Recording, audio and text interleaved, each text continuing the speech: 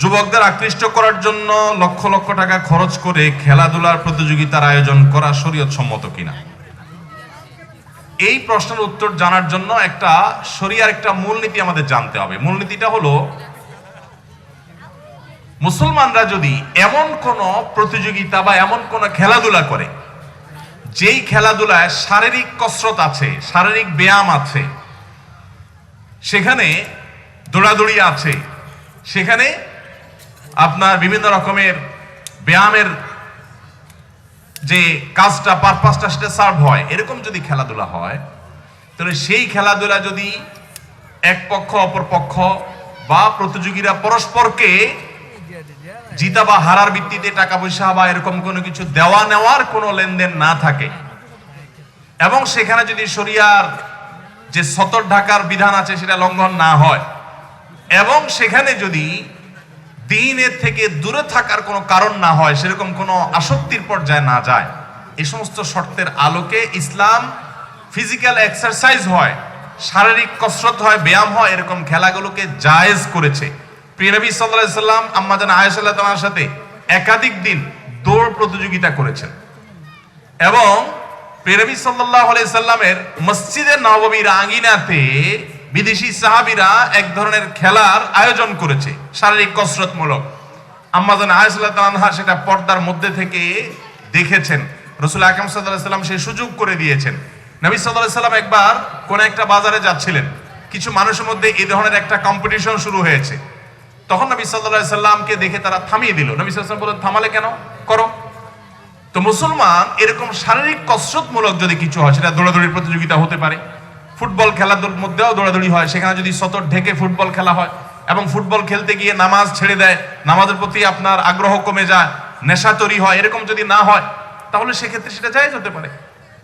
আমি প্রতিদিন বাড়িতে থাকলে প্রতিদিন আমি চেষ্টা করি আমার ছেলেদের সাথে খেলার। এই শীতের সময় ব্যাডমিন্টন খেলি, আর অন্য সময় কখনো ফুটবল কখনো ক্রিকেট খেলি, যখন যেটা সুযোগ হয়, কিন্তু ছেলেদের সাথে আমি নিয়মিত খেলার চেষ্টা করি। এবং গতকালকেও আমি প্রায় 1 ঘন্টা টানা ছেলেদের সাথে খেলেছি। আলহামদুলিল্লাহ, আমার ছেলে মেয়েদের মধ্যে মোবাইলের কোনো আসক্তি নাই। কারণ মোবাইলে তারা কেন যাবে? মোবাইলে তারা যে আনন্দ পাবে তার চেয়ে দ্বিগুণ আনন্দ তাদের পাওয়ার মতো ব্যবস্থা আমি করে দিয়েছি। তাদের সাথে আমি সময় দিচ্ছি, আমরা পুরো পরিবার আমরা সময় দিচ্ছি, এবং আমরা একসাথে বিনোদন করছি। তো শরিয়ার এই সমস্ত শর্তগুলো মেনে যদি এরকম কোন খেলাধুলা আয়োজন করা, সেটা জায়েজ আছে।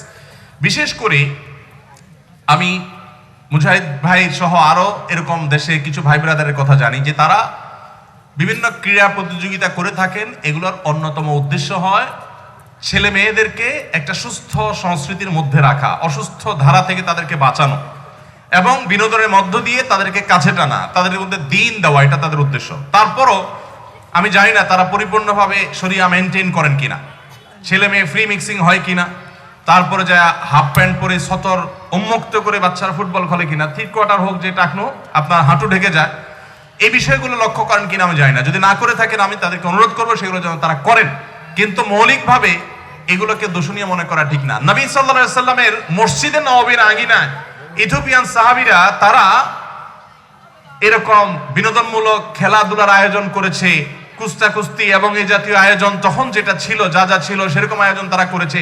নবী সাল্লাল্লাহু আলাইহি সাল্লাম শুধু অনুমোদন করেন নাই, নিজের স্ত্রী আয়েশা রাদিয়াল্লাহু আনহাকে সহ সেটা উপভোগ করেছেন। আর আমাদের সমাজে আজকাল মসজিদগুলোর আশেপাশে কোনো মাঠ থাকলে বাচ্চাদেরকেও দৌড়াদৌড়ি করতে অনেক বুড়া মুরব্বীরা দেয় না। ইসলামটাকে এত শুষ্ক বানিয়ে ফেলেছেন আপনারা অনেকে, খুবই দুঃখজনক একটি বিষয়। ইসলাম এত শুষ্ক নয়, তবে আবার শুষ্ক না বললে আবার এমন বিজা করতে গেলেন, এমন আদ্র করতে গেছেন যে একেবারে ইসলামের 12টা বাজায় দিলেন, আল্লাহর বিধিবিধান সব ধ্বংস করে ফেললেন। এটারও সুযোগ নাই। আল্লাহকে ভয় করে চলতে হবে। আল্লাহ তাআলা আমাদের সবাইকে সুস্থ সুন্দরের পথে চলার তৌফিক দান করুন। আমরা না জেনে ইসলামকে অনেক সময় ভুলভাল ভাবে উপস্থাপন করে থাকি, এটা ঠিক না। যতটুকু জানবো ততটুকু বলবো। হ্যাঁ, যে সমস্ত খেলাধুলায় শারীরিক কসরত নাই, যেমন লুডু, দাবা, যেমন ক্যারাম, এই জাতীয় যে সমস্ত খেলাগুলো আছে, এগুলোতে শারীরিক কোনো ব্যায়াম হয়? শারীরিক ব্যায়াম হয় না, উল্টা বরং আরো পেট বড় হয়। পেট বড় হয় কেন? কারণ বসে বসে খেলতে খেলতে তার তো ফিজিক্যাল এক্সারসাইজ হয় না। এই ধরনের খেলাকে ইসলাম কখনো অনুমোদন দেয় না।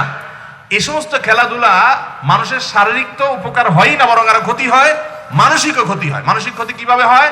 এই ধরনের খেলাধুলা যারা করে, লম্বা সময় খেলাধুলা করার পর তাদের মানসিকভাবে তারা অনেকটা অবসাদগ্রস্ত হয়ে পড়ে, অস্বস্তি বোধ করে, তাদের মধ্যে কখনো ফ্রেশ মুড তৈরি হয় না। বরং এর বিপরীতে যদি কেউ দৌড়াদৌড়ির প্রতিযোগিতা করে, কেউ যদি ফুটবল শরিয়ার সীমানার মধ্যে থেকে সতর টতর সব ঠিক মতো ঢেকে ঢুকে যদি খেলে, তাহলে এই ফিজিক্যাল এক্সারসাইজের পর সে হারুক বা জিতুক, যেটাই করুক, যদি সে আপনার ফিজিক্যাল এক্সারসাইজ করে আসে, তো দেখবে মানুষের মধ্যে ফ্রেশনেস আসে, এক ধরনের ভালো লাগা কাজ করে, শরীরটা হালকা মনে হয়। এই জন্য শরীয়ত সেগুলোকে নিরুৎসাহিত করে না। এই যে মোবাইলে বসে ভূতের মতো ঘন্টায় ঘন্টা গেম খেলে না আজকাল মানুষ, এগুলোকে শরীয়ত এলাও করে না। আল্লাহ তাআলা আমাদেরকে বুঝার তৌফিক দান করুন।